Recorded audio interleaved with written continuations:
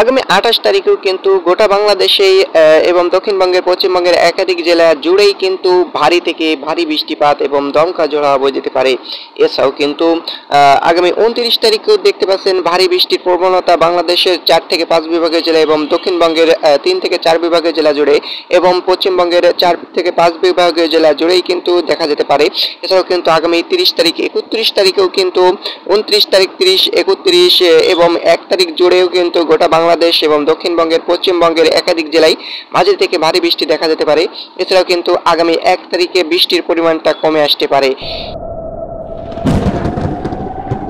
আসসালামু আলাইকুম সুপ্রিয় দর্শক, চলে আসলাম ঝড় বৃষ্টির আপডেট নিয়ে। আজ ২৭ তারিখ বাংলাদেশের একাধিক জেলায় কিন্তু দেখা যেতে পারে মাঝারি থেকে ভারী বৃষ্টিপাত। এছাড়াও কিন্তু দক্ষিণবঙ্গের পশ্চিমবঙ্গের একাধিক জেলায় মাঝারি থেকে ভারী বৃষ্টি দেখা যেতে পারে। তো প্রিয় বন্ধুরা, চলুন এক নজরে দেখে নেই আজ ২৭ তারিখে বাংলাদেশের কোন কোন জেলায় মাঝারি থেকে ভারী বৃষ্টি দেখা যেতে পারে। তো প্রিয় বন্ধুরা, এই মুহূর্তে আমরা দেখে নেব প্রথমেই ২৬ তারিখের রাতে বাংলাদেশের কোন কোন জেলায় মাঝারি থেকে ভারী এবং ছিটেফোঁটা বৃষ্টি দেখা যেতে পারে।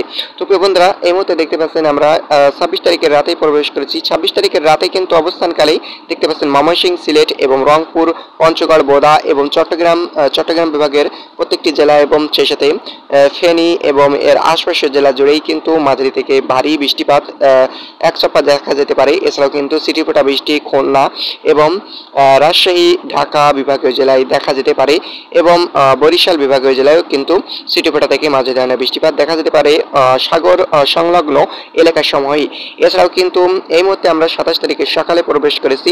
২৭ তারিখের সকাল থেকে কিন্তু বাংলাদেশের একাধিক জেলায় ছিটেফোঁটা থেকে মাঝারি ধরনের বৃষ্টিপাত দেখা যেতে পারে। এছাড়াও কিন্তু ভারী বৃষ্টিপাত চট্টগ্রাম বিভাগের জেলায় কক্সবাজার এবং বান্দরবন, খাগড়াছড়ি এর আশপাশের জেলা, টেকনাফ এবং কুতুবদিয়া এর আশপাশের জেলা জুড়েই কিন্তু দেখা যেতে পারে। এছাড়াও কিন্তু দুপুর থেকেই কালো মেঘে ঢেকে যেতে পারে এবং ভারী বৃষ্টিপাত দেখা যেতে পারে। যেমন এই মুহূর্তে দেখতে পাচ্ছেন দুপুর থেকে বিকালের ভেতরে বাংলাদেশের একাধিক জেলা এবং দক্ষিণবঙ্গের পশ্চিমবঙ্গের একাধিক জেলায় কিন্তু মাঝারি থেকে ভারী বৃষ্টি দেখা যেতে পারে। যেমন মহেশখালী, টেকনাফ, কক্সবাজার, বান্দরবন, কুতুবদিয়া, রাঙ্গামাটি, খাগড়াছড়ি, ফটিকছড়ি উপজেলা এবং বরিশাল, কলাপাড়া এবং বরিশালের প্রত্যেকটি জেলা এবং এছাড়াও কিন্তু কুমিল্লা বিভাগের প্রত্যেকটি জেলা, ঢাকা বিভাগের প্রত্যেকটি জেলা জুড়ে এবং এছাড়াও কিন্তু মেহেরপুর এবং এদিকে খুলনা বিভাগের প্রত্যেকটি জেলা জুড়েই কিন্তু মাঝারি থেকে ভারী বৃষ্টি দেখা যেতে পারে।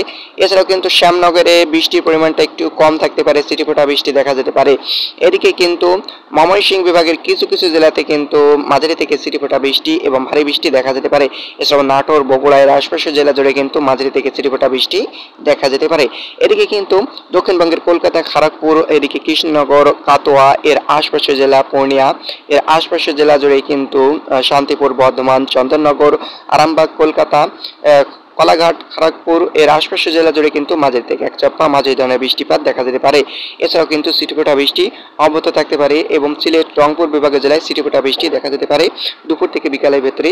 তো বন্ধুরা, এই মুহূর্তে দেখতে পাচ্ছেন দুপুর থেকে বিকাল পেরিয়ে কিন্তু আবারও কিন্তু বিকাল থেকে সন্ধ্যার ভেতরে রাজশাহী বিভাগের জেলায় এবং সিলেট, রংপুর বিভাগের জেলায় মাঝারি থেকে ভারী বৃষ্টিপাত দেখা যেতে পারে এবং ময়মনসিংহ, সিলেট বিভাগের জেলায় মাঝারি থেকে ভারী বৃষ্টি সন্ধ্যা থেকে রাতের ভেতরে এবং ঢাকা বিভাগের জেলায় দেখা যেতে পারে এবং এছাড়াও কিন্তু চট্টগ্রাম বিভাগের জেলায় মাঝারি থেকে ছিটেফোঁটা বৃষ্টি দেখা যেতে পারে। এছাড়াও আগামী ২৯ তারিখে বৃষ্টির পরিমাণ এবং ২৮ তারিখে বৃষ্টির পরিমাণ বৃদ্ধি পেতে পারে এবং দমকা ঝড় বয়ে যেতে পারে একাধিক জেলায়। ধন্যবাদ এত সময় সাথে থাকার জন্য।